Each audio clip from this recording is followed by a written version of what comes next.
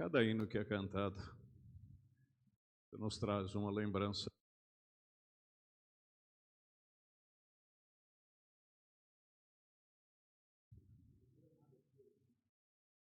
Não está legal, mas vai ficar legal no nome de Jesus. Então deixa do jeito que está, né? Saudoso irmão Sebastião Pereira, pai do pastor Renata, que tinha esse dizer: o que está quieto, deixa quieto.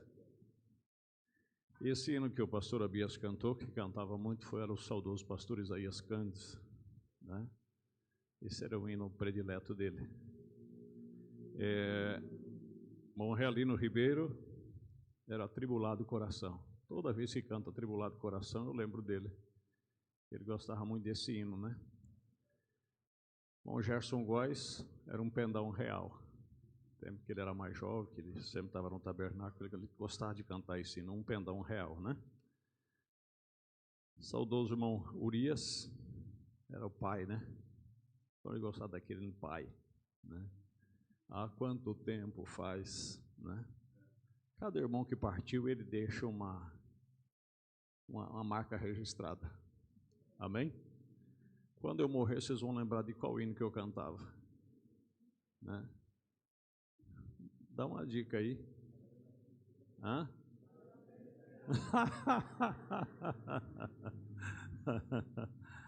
Ai, ai. Eu já falei para vocês, né, de uma preciosa irmãzinha lá do sul, e quando ela soube que eu tinha escrito uma carta de renúncia, né, no antigo tabernáculo, viajando com o pai, né, o pai colocou o hino, valeu a pena esperar lá. Ela começou a chorar, ela falou assim: tira isso aí, pai, tira. Falei, mas por que, minha filha? Falou assim: não, ninguém canta esse hino igual o pastor Paulo, não. E ele não vai cantar mais. E aí, menos ela sabia que nós vamos continuar cantando, em o nome do Senhor Jesus, né? Mas não é que a gente canta bem, é que tem hino que parece que com a gente, né? Você pode ver que tem um hino que se identifica com você. Ele parece até com você, né? Louvado seja Deus. Vamos nos pôr de pé por um instante, ter uma palavra de oração. Vamos continuar meditando aqui em Mateus capítulo 21. Mas pastor Abias está escalado para qualquer sexta-feira, ele não tem trabalho lá, viu, pastor? Convite para estar aqui conosco. Nós, as igrejas do Irmão Brian, nós deixamos um dia sem meditar no Mateus, né, que nós estamos aqui já há muito tempo, e nós vamos abrir aqui uma oportunidade ao pastor Abias. Levante a sua mão. Deus Todo-Poderoso, em nome do Senhor.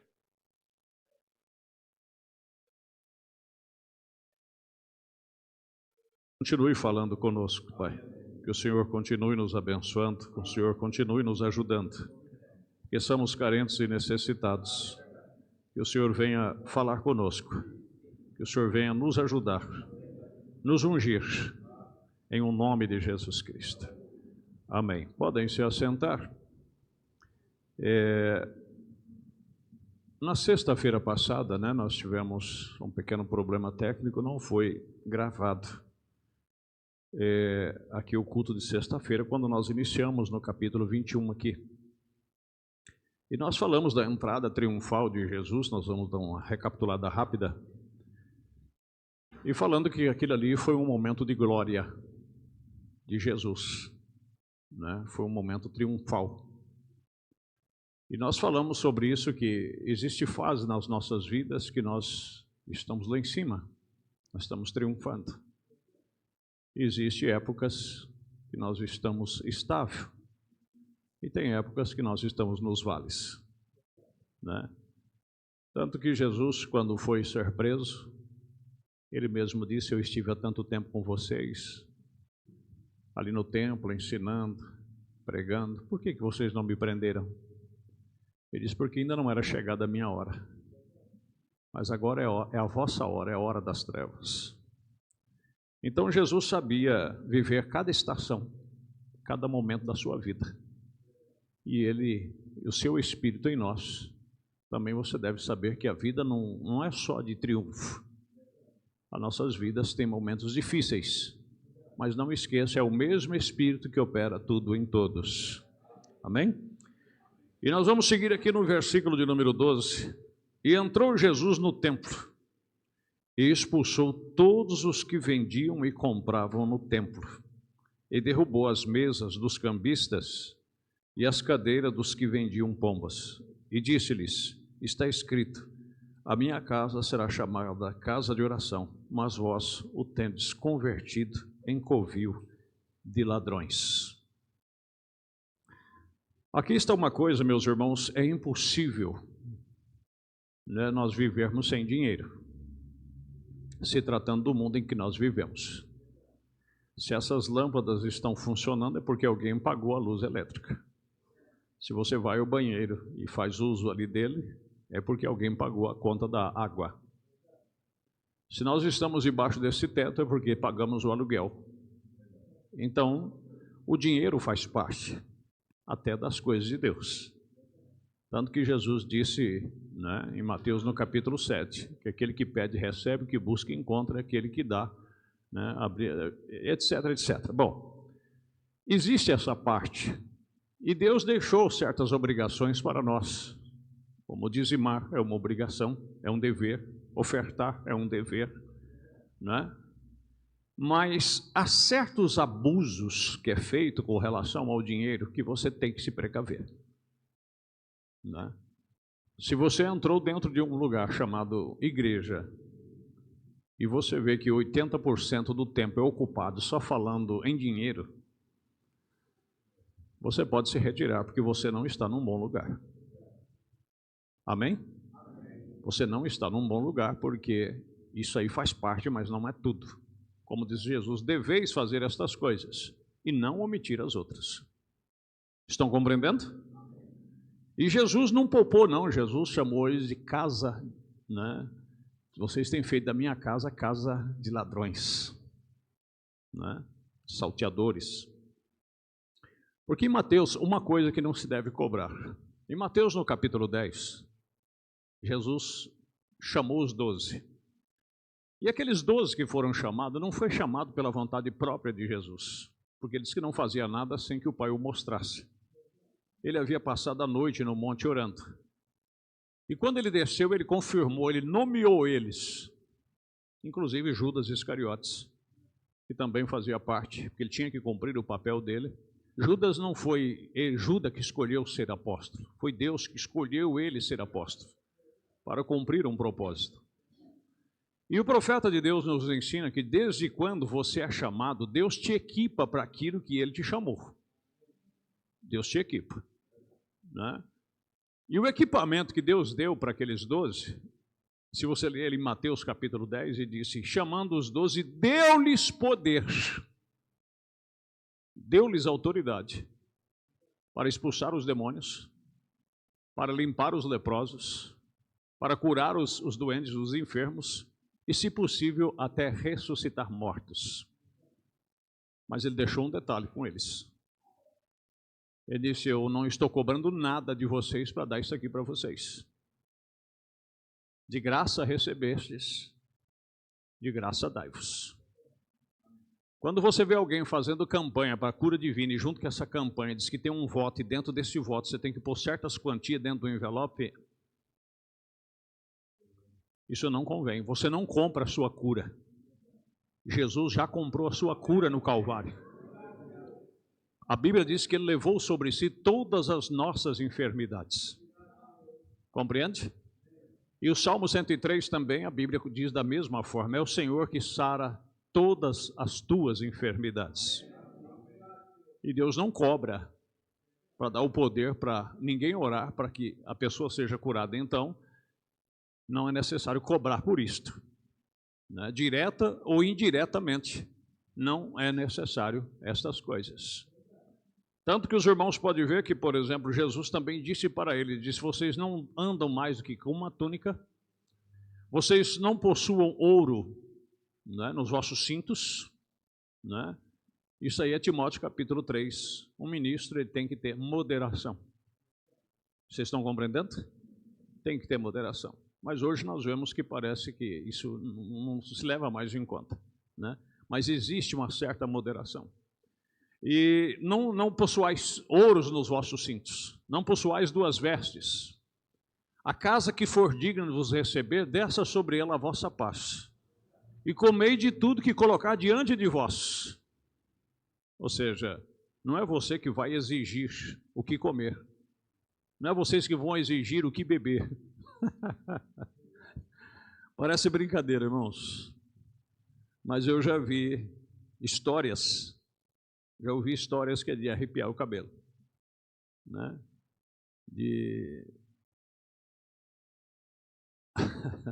Vocês têm estrutura para ouvir isso, né?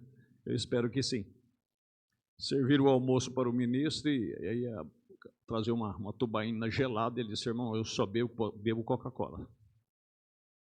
Aí tem que mandar alguém lá na conveniência buscar Coca-Cola para o ministro beber, né?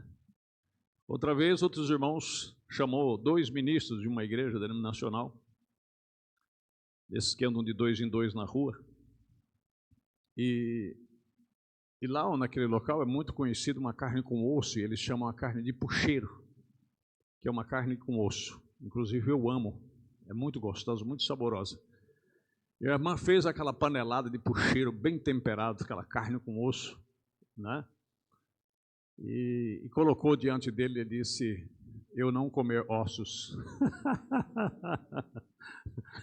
Então, isso são tudo coisas que desqualificam um homem de Deus.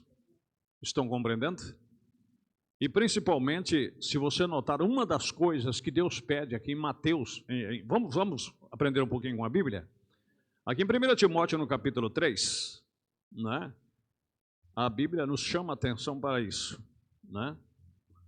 1 Timóteo capítulo 3, esta é uma palavra fiel, se alguém deseja episcopado, excelente obra deseja. Convém, pois, que o bispo seja irrepreensível, marido de uma mulher, vigilante, sóbrio, honesto, hospitaleiro, apto para ensinar, não dado ao vinho, não espancador, não cobiçoso de torpe ganância. Ou seja, ele não pode ser uma pessoa que cobice riquezas ou que almeja ser rico. Mas moderado. Compreende? Não contencioso e não avarento. Vai se traduzir praticamente na mesma coisa. Eu conheço certos ministros que são praticamente ricos, mas não através do dízimo, mas através de suas ocupações. Como eu conheço um mesmo que tem várias congregações, ele disse: se eu fosse viver do meu próprio salário, que ele abandonou para ser pastor, ele disse: eu teria mais dinheiro do que sendo pastor, né? Mas o que estamos dizendo é ganância. Bom, se você vai ainda para 1 Pedro capítulo 5, um pouquinho antes disso aqui, e Deus nos ajude. Vamos lá então? Aos presbíteros que estão entre vós, 1 Pedro 5, admoesto eu, que sou também presbítero com eles, e testemunho das aflições de Cristo e participante da glória que se há de revelar. Apacentai o rebanho de Deus que está entre vós, tendo cuidado dele, não por força, mas voluntariamente.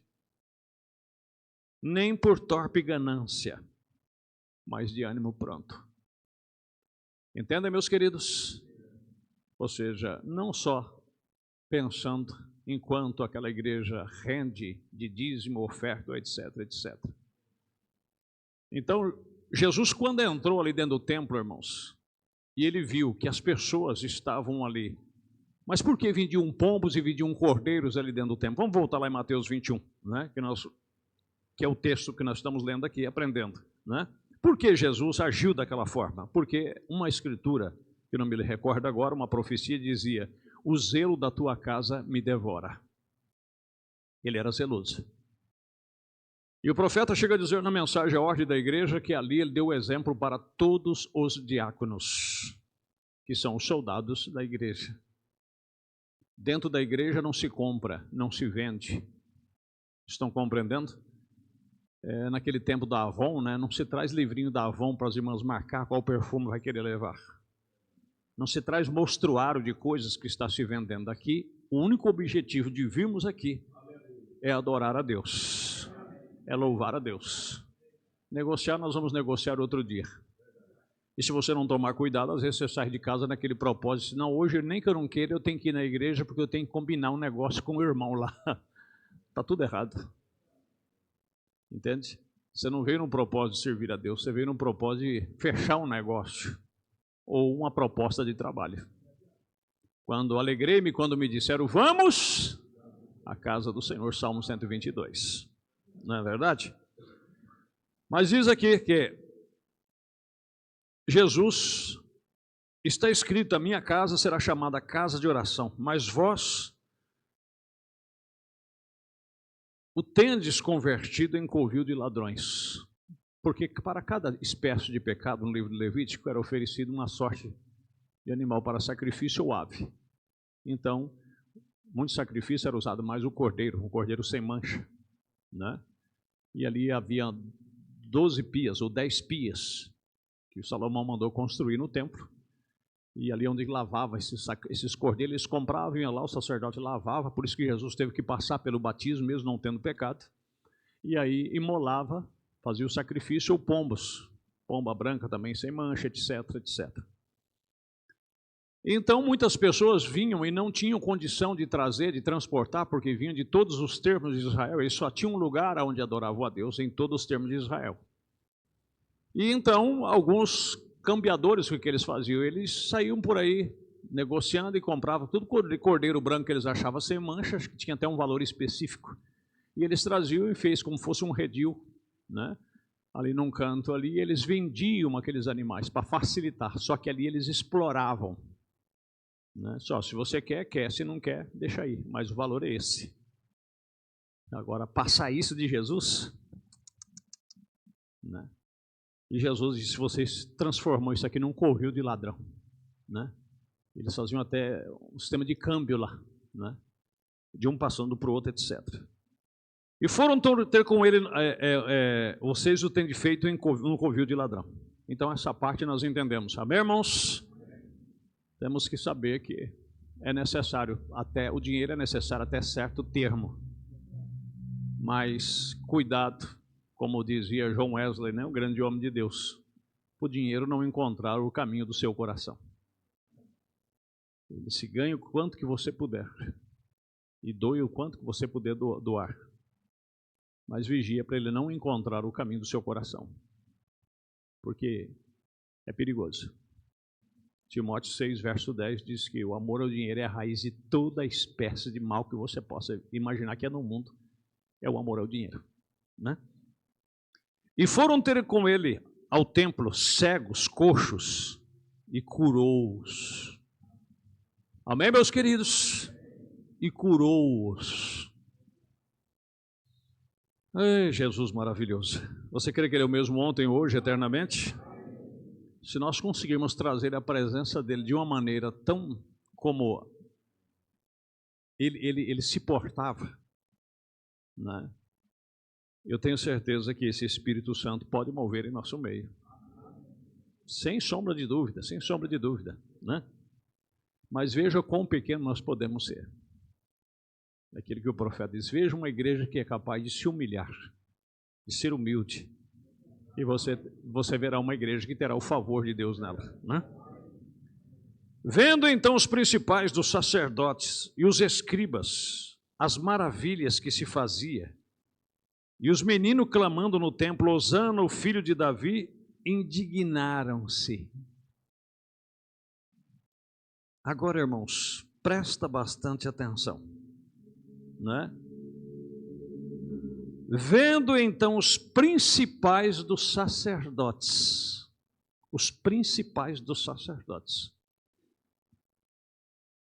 vendo aleijado sendo curado, vendo cego sendo curado,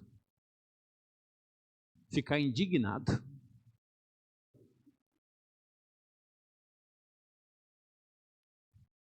Irmãos, como nós já pregamos um tema sobre isso, os maiores demônios que existem, maiores que eu quero dizer, os demônios mais difíceis de se lidar, são os demônios religiosos. Você entende? E eu vou dizer para você o perigo disso. O demônio religioso, ele é tão terrível que ele faz a pessoa perseguir o próprio Deus que ele afirma que ele está servindo.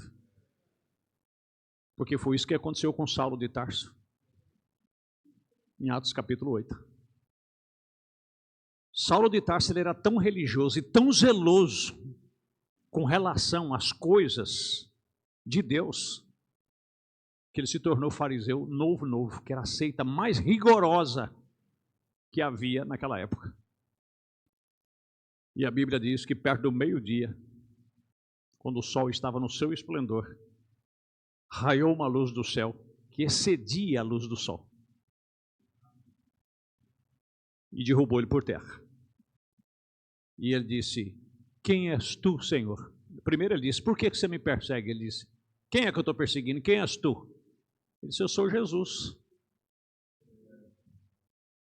Está vendo essa seita dos nazarenos que vocês arrastam pelas calçadas, que vocês apedrejam, que vocês batem, que vocês prendem? Pois é, isso sou eu.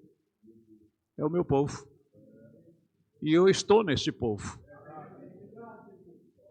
Agora você veja que primeiro esse espírito estava, quando Jesus estava na terra, eles odiavam porque ele fazia. E quando Jesus se foi, ele disse: eu vou e eu volto para vocês. Estarei convosco todos os dias até a consumação dos séculos. Agora, era Jesus fazendo através dos apóstolos. E eles também mandavam prender. E no caso de Estevão, apedrejaram. Estão entendendo? Vendo então os principais dos sacerdotes e os escribas. Agora, quando nós pensamos em demônio, nós pensamos naquele que manifesta lá e que roda a cadeira, e eu vou matar, e eu vou fazer isso, eu vou fazer aquilo, e todo mundo fica como se fosse um bando de galinha que viu uma cobra. Fica todo mundo, né, espumando a boca, e engrossando a voz, virando os olhos, e 10 homens para segurar. Não, esse não é o pior. O pior é aquele que usa gravata, entendeu? Como no caso aqui, os principais do sacerdote usavam uma mitra chamada a Santidade da Santidade, e furioso e bravo porque Deus estava abrindo os olhos do cego. Esse é o pior tipo de demônio que você possa existir. É ver alguém com raiva, brabo, porque o reino de Deus está sendo levado adiante. Porque pessoas estão aceitando Jesus, só porque não está lá dentro das 4 paredes dele, só porque não está operando lá dentro do sistema dele. E ele fica nervoso, fica torcendo que dê errado. Irmãos, se isso acontecer com você, vá, dobra o seu joelho e diga: Senhor, há alguma coisa errada em mim. Por que eu não estou alegre em ver um irmão louvando a Deus fora da minha igreja? Por que eu não estou alegre em vendo Deus salvar fora da minha igreja? Tem alguma coisa errada em algum lugar, ué? Tanto é que o diabo brinca, né? Esses que gostam de ficar entrevistando o diabo. Quando o demônio se manifesta, ele pergunta: fulano de tal lá é teu ou não? Aí ele fala: ele é meu. E aí fala: está vendo aí, igreja? E todo mundo pensando que ele é de Deus. Aí o diabo está dizendo que é dele. Aí aquele mesmo demônio vai lá na outra igreja. Aí o outro entrevista ele lá e falou assim: e aquele chorinho que ele faz lá? Aquele lá: sou eu nele, né? E esquece. Como é que você vai entrevistar um ser que é chamado pai da mentira? Hã?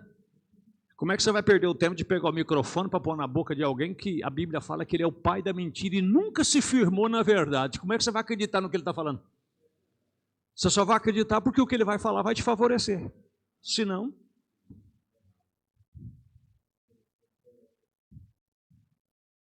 Agora isso aqui é tremendo, igreja. Isso é o pior tipo de demônio que existe. Né? Vendo então os principais dos sacerdotes e os escribas as maravilhas que se fazia, e os meninos clamando no templo: Hosana ao filho de Davi, indignaram-se. Existe umas religiões que aqui no Brasil quase não tem ela, mas nos Estados Unidos eles são, na época de 1960, na época do profeta de Deus, era até uma igreja, um tal de chamados, eu não vou nem falar o nome porque hoje é perigoso, né? Isso dá direitos autorais e o perdão danos morais, etc, etc. Mas era um povo tão criterioso que não permitia nem os homens enrolar a manga da camisa. as mulheres tinham que usar a saia no calcanhar. E as blusas também tinham que ter manga. Não permitiam usar relógio, que era a vaidade. E nem sequer anel de casamento. Se tratando de conduta, e dizer assim de pessoas que não tinha ninguém igual a eles. Mas diz o profeta, diz, faz um teste agora. Se alguém levantasse e falasse em língua estranha dentro da igreja, os diáconos arrastavam e jogavam para fora, dizendo que era o diabo.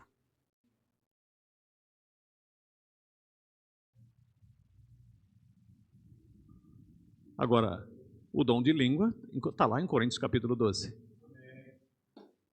É bíblico. Entendeu? Embora tenha que ser interpretado, julgado, etc. Mas é bíblico. Agora, tirar alguém de dentro da igreja porque falou em língua estranha, porque não crê que alguém possa falar em língua, visto que está vindicado, claro, dentro da Bíblia Sagrada. Então, meus irmãos, tem muita coisa em nome de religião que você tem que examinar mais isso aqui. Por isso disse Jesus, examinar as Escrituras. Porque cuidais ter vós nela a vida eterna, e são elas que de mim testificam. E se nós não tomarmos cuidado, nós somos levados por uma boa pregação, por alguém que se expressa bem, por alguém que é carismático, e esquecemos que a palavra de Deus está em primeiro lugar. Né? Deus. E disseram-lhe, ouve o que esses dizem? Jesus lhes disse, sim. Nunca leste que pela boca dos meninos e das criancinhas de peito tiraste o perfeito louvor? Por causa da inocência. Esses dias atrás eu estava numa entrevista, eu vi alguém perguntando para um ex-satanista que se tornou cristão. Ele disse, o que o diabo mais teme? Você que lidava lá, ele era uma pessoa de graduação lá dentro, ele disse, o que o diabo mais teme? Ele disse, a inocência. Como assim a inocência? Ele disse, quanto mais inocente for uma pessoa, mais o diabo teme ele. Vocês lembram de alguma coisa ou não? Nós estamos num culto de ensino. O que isso vos faz lembrar? Quanto mais inocente, mais o diabo teme. Quando eles estavam disputando entre si, vou refrescar a memória de vocês. Quando eles estavam disputando entre eles quem era o maior, o que Jesus fez? Jesus pegou uma criancinha, colocou no meio deles e disse o quê? Quem não se fizer como uma criança como essa, de maneira nenhuma herdará o reino dos céus. E às vezes nós pensamos que, e aí às vezes nós começamos, você que gosta muito de ler a Bíblia, ler uns bons livros, umas boas mensagens, livros também espirituais e tal, nós chegamos num certo grau assim de intelectualidade, que nós ficamos até assim inchados e falamos assim, para cima de mim? Para cima de mim?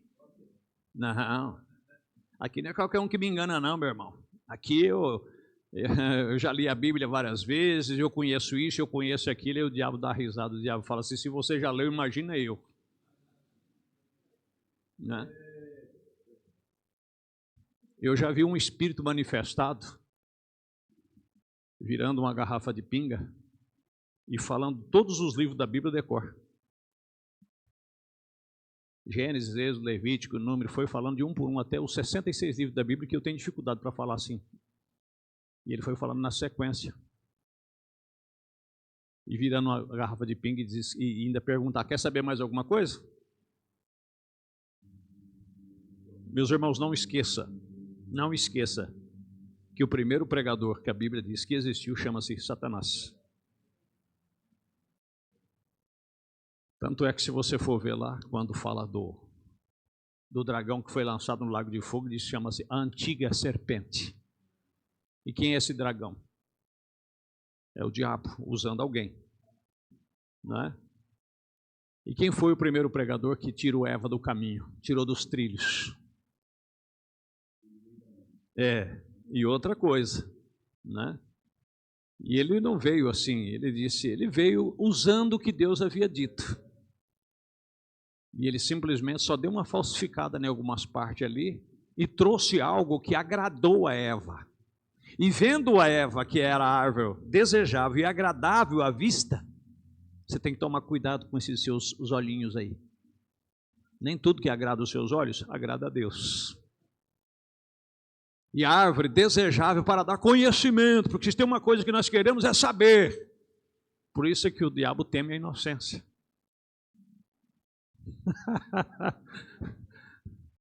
Fizeram até pastor, esses dias fizeram como é que chama essas coisas que faz na internet para o povo dar risada? É um meme, né? Um meme. E falaram assim: se você tem dúvida quem te ama mais, é a tua esposa ou o teu cachorro,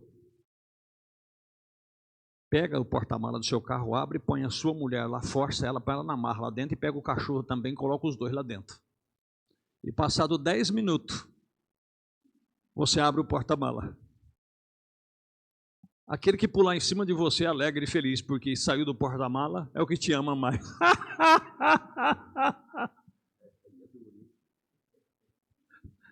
Irmã, se o teu marido do nada te socasse dentro do porta-mala e te fechasse por 10 minutos. Não, quando você saísse de lá, o que você fazia? Faz um quadro imaginário, né? Bom, se não infartasse primeiro, lá tanta raiva, né? E o totozinho, né? E o totozinho pula em cima de você e vem o rabinho com medo de ter te perdido. Aí você também sai de lá, irmã, pula lá e fala assim, dá um abraço nele. Ô, meu amor, achei que você ia me esquecer aqui, ainda bem que você lembrou de mim. Estou tão feliz que você não me deixou aqui dentro. Mas você sabe por que é? A inocência. Porque o animal não tem raciocínio. A única coisa que ele tem é astúcia. Por isso disse Jesus, aprendei de mim que sou manso e humilde de coração. Você vê uma criança, não essas crianças de hoje que já nascem com o celular na mão, vai brincar com qualquer jeito com essas crianças para você ver. Né? Ele te repreende. Né? Mas aquelas crianças do meu tempo, né? Do meu tempo, a gente era tão inocente, mas tão inocente. Isso com idade já é o suficiente. Quantos aqui já chacoalhou amendoim? Deixa eu ver sua mão. Olha, rapaz, tem gente antiga aqui, né? Primeiro passava com aquele ferro, né? Isso, para dar uma fofada nele, depois chacoalhava, batia um no outro e fazendo uns montinhos, né? E nós na roça trabalhando, chacoalhando esse amendoim. E naquele tempo não tinha Santa Casa, não tinha nada, mas a mulherada ganhava criança em casa, as parteiras, chamava as parteiras, né? E aí, nós chacoalhando amendoim, e aí tinha uma tia que estava trabalhando junto com nós, e nós saímos de lá, minha tia estava agoniada, e aí a minha tia falou assim, ó, quando vocês verem um avião passando, vocês podem ter certeza, porque ela sabia que tinha um horário lá que passava um avião, né? Assim, quando passar o avião, ficou observando, se passou o avião, nós chegar em casa, ele já trouxe um nenezinho para fulana de tal. E quando nós vimos o avião passando, deu pressa de nós ir embora. Quando chegamos lá, está lá a minha tia lá, né? Nenezinho no quarto, falou assim, engraçado, né? Mas e como é que esse avião desceu? Olha a inocência. A inocência, né? Agora, fala para essa molecada de hoje, né? E a mesma coisa eram os cristãos do passado, eles eram tão inocentes. Senhor, se tu queres, eu posso ver. Eu quero ver. Você sabe por que não existe tantos milagres mais no nosso meio? Porque nós não temos nem inocência natural, nem inocência espiritual. O diabo enche tanto a tua cabeça, quando vê o pastor pregando, diz, sei não. Eu tenho lá minhas dúvidas. Né? Como outro dia, a coisa que eu acho engraçado, eu posso desabafar um pouquinho pregando? Pode ou não pode? É um tipo de um desabafo, mas pregando ao mesmo tempo. Um desviado, esses tempos atrás, mandou uma mensagem no YouTube. O senhor vive o que o senhor prega? Pôs uma pergunta lá, e alguém ficou até meio escandalizado com aquilo lá. Não, tira isso aí, não precisa tirar isso. Não precisa tirar. É um direito que a pessoa tem. Diz, o senhor vive o que o senhor prega? Eu tenho minhas dúvidas. Ai, se fosse eu que estivesse lá atrás do computador, eu ia perguntar para ele, se você vivesse o que você também já ouviu, você não estava aí desviado do outro lado. Porque eu tenho que viver o que eu prego. Mas você que assenta no banco, você também tem que viver o que você ouve. Porque se não estou equivocado, eu acho que é Tiago capítulo 1, se alguém quiser conferir, eu não tenho certeza. Verso 21, algo assim, diz que se você ouve e não pratica, não seja apenas ouvinte, mas praticante, porque se você só ouve e não pratica, é como a onda que bate. Estão compreendendo? Mas a culpa só está no pregador. O senhor vive o que o senhor prega? Quase que eu perguntei, e você vive o que você já ouviu? Porque se você vivesse tudo que você já ouviu, você também não estaria desviado. Estou certo ou estou errado? É verdade. Mas fazer o quê, né?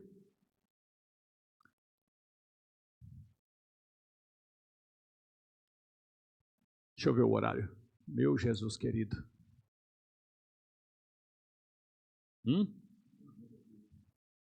É 1:23? É isso. Ele diz ali, se você apenas ouve e não pratica, né, também não adianta nada. Irmãos, qual é o horário que nós terminamos aqui? Era 8h45, né? E já é 8h46. A conversa está tão boa, onde é que nós paramos? Ouves o que estes disse, deixai, saiu da...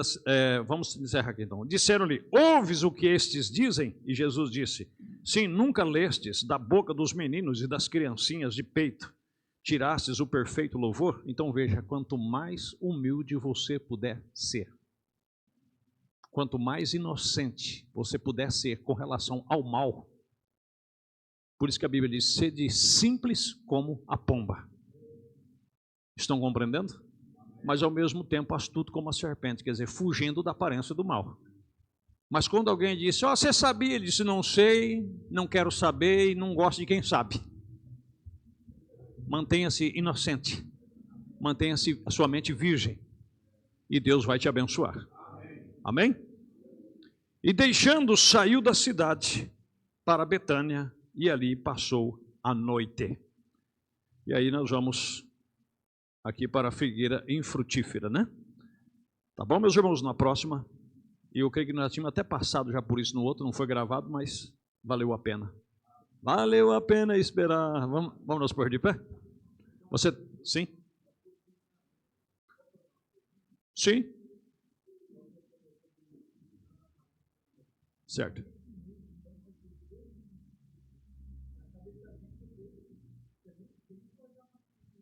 Como se livrar da aparência do mal? É como nós falamos aqui outro dia, como o profeta disse, se você está ali na rua e você vê que um carro vem desgovernado, o camarada vem dançando, talvez ele esteja embriagado, ou talvez com a pressão dele caiu, ou ele está tendo uma crise diabética, e você vê que o carro está desgovernado, o que você faz? Você pula até o muro e vai para o outro lado. É ou não é verdade? Então isso é fugir da aparência do mal. Então, por exemplo, a sua fraqueza é de um certo aspecto, e você viu que a coisa pendeu para aquele lado. Agora tem coisa que não tem jeito, tem hora que o diabo te encurrala, que você não tem saída nem para cá nem para lá, a sua única saída é para cima, diga, Senhor, me guarda. Né?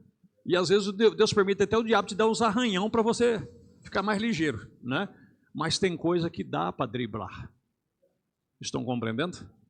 Passar larga, passar longe. Acho que é mais ou menos por aí. Tá bom? E é muito bom isso, a participação de vocês também. Mais alguma pergunta? Se for rápido, nós podemos. Os alunos aqui só gostam de aprender. Sim. Eu gostei do porta-luva do carro. Levanta a mão. Gostou do porta-luva do carro? As irmãs. Do porta-mala? Porta-mala. Ah. Pastor Abias, que às vezes, quantas irmãs gostou do comparação do porta-mala? Levanta a mão, gostou. Não, mas aí se elas falassem também, né, irmãos? Porque tem irmã forte aí, se ela falar também, deixa eu dobrar o camaradinho e colocar ele lá dentro também. Né? E vamos ver se ele vai sair feliz de lá. Vamos levantar as nossas mãos. Glorioso e poderoso Pai Celestial. Muito obrigado, Jesus. Obrigado, meu Deus. Obrigado, Jesus. Tu és maravilhoso, Senhor.